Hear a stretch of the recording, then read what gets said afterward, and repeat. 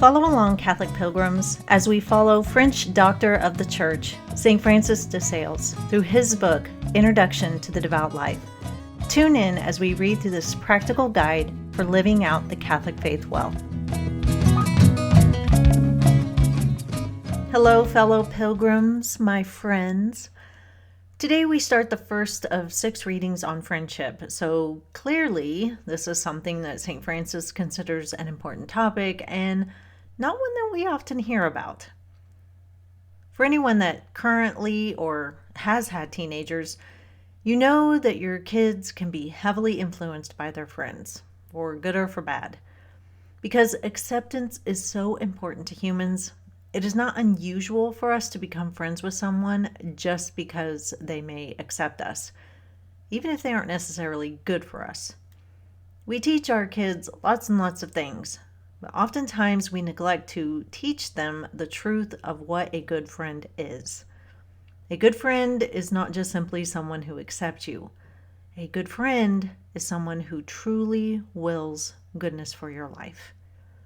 St. Francis is going to talk to us today about bad and frivolous friendships. So let's turn to chapter 17 of the third part. Chapter 17, Friendship. First of bad and frivolous friendships. Love is the chief amongst the passions of the soul. It is king of all the heart's impulses.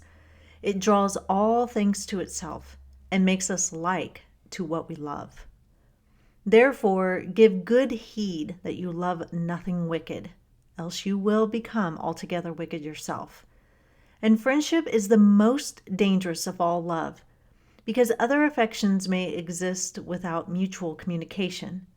But friendship being entirely founded upon this, it can scarcely exist without at the same time involving participation in the qualities of him towards whom it is exercised.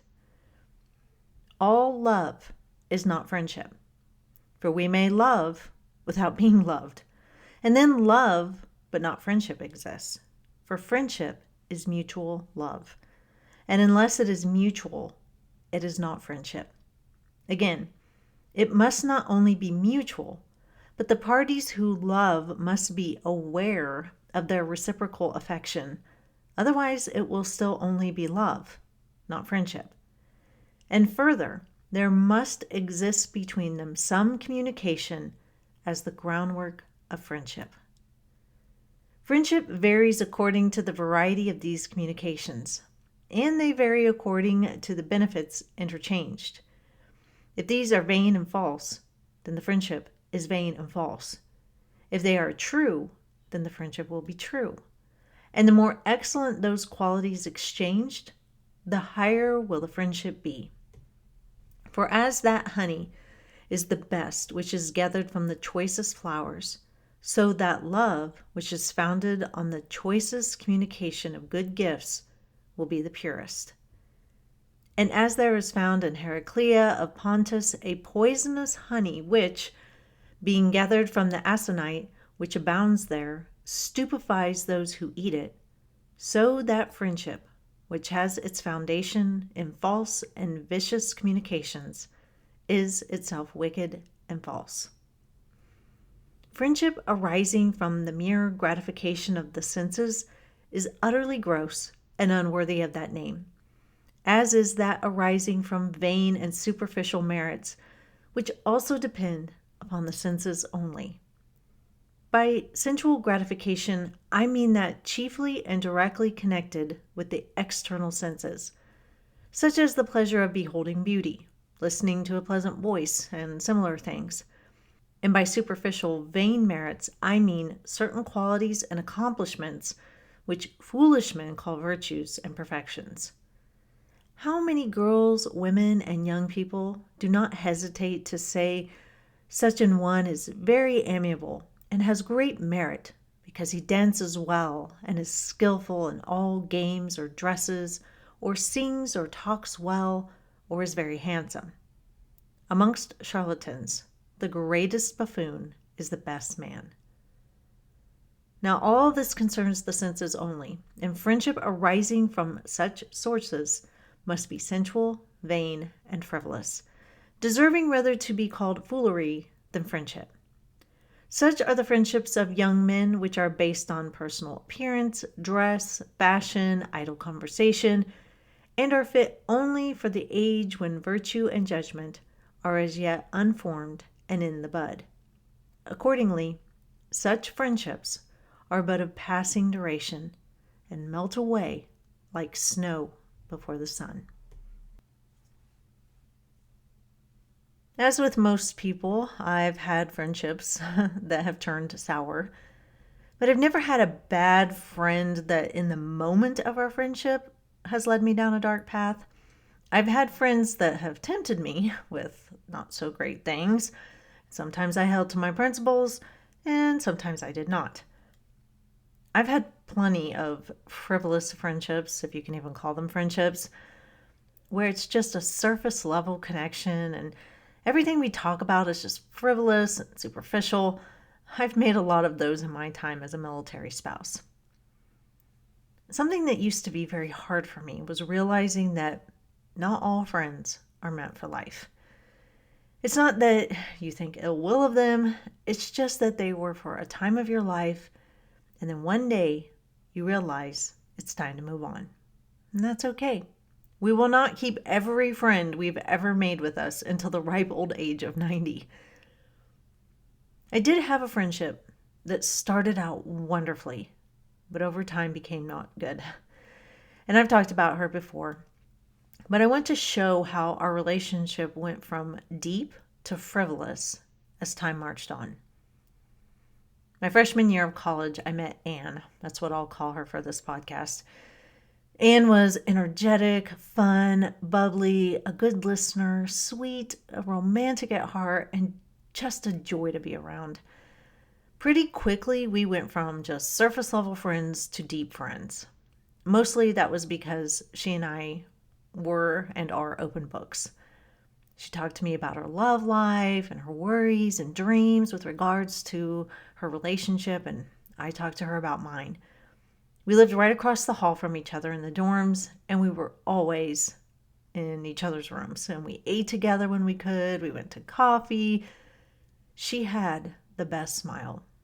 And she was always so genuinely excited and happy for me if I had good news to bring her. She really was a truly good friend. Moving into our sophomore year, we lived in a house with 3 other girls, and Anne and I shared a room. Again, we did so much together. Anne came from a not so good background, and I learned a lot about how her background had scarred her and all about her very weird Christian upbringing. When she got pregnant out of wedlock, I was there for her, and when she and her boyfriend decided to get married, I helped plan their very, very small wedding reception. It was literally at our house because they had no money. We did have a huge fight at one point, and that was mostly my fault. And I did eventually apologize for my awful behavior, and she did forgive me. Our lives took us in separate directions, but we always stayed in touch. And when my family moved to Virginia the first time, we got together several times to do double dates with our hubbies and go out to lunch with our families, as her family lived in Virginia. During this time, she became an atheist, and it was with that change that a darkness fell over our relationship. All of her social media posts were just straight up hateful to Christians, especially Catholics. And over the years, her political leanings became extreme far left beliefs. Now, we would try to get together, but everything was just off. It was hard for me to connect with her because all her social media posts were so hateful towards Christians and conservatives that I wondered how she could even stand to be around me. And I didn't feel loved by her anymore because of the things that she said. And, she would tell me that, well, not you. And I'm like, no, I'm not the exception. I'm not the exception. When we were together, there was a divide. I mean, you could feel it. It was palpable. It was in the air. A great divide. And because we were so diametrically opposed on the most crucial of issues, we couldn't go deep into conversations anymore. There was so much now that we couldn't talk about because it was just not going to go well. And so everything became frivolous and pointless. And our visits together were just awkward and very strained. The thing I came to see is that we were both clinging onto the friendship that we once had. But the friendship from the past wasn't there in the present anymore. St. Francis says, quote, "Friendship varies according to the variety of these communications, and they vary according to the benefits interchanged. If these are vain and false, then the friendship is vain and false," unquote. Sadly, our relationship had become vain and false. It's not to say that she was the only one that changed. I had changed too. When she met me, I was not a devout Catholic. I was a Christian, but I was very, very lukewarm. We both changed so much that the two young women that had met as 18-year-olds were far in the past, and just their ghosts remained. So I knew I had to let her go. I love her. I'll always love her. And I'll always pray for her. And I know she loves me in the ways that she can. We just aren't friends anymore. And maybe someday that will change. But I had to let her go because pretending at this friendship wasn't healthy for either one of us. And sometimes you just have to let people go. May we all pray today for those friends that maybe we've had to let go of. That is all for today, Catholic Pilgrims. There will be more on friendship next time. And until then, live the faith boldly and travel well.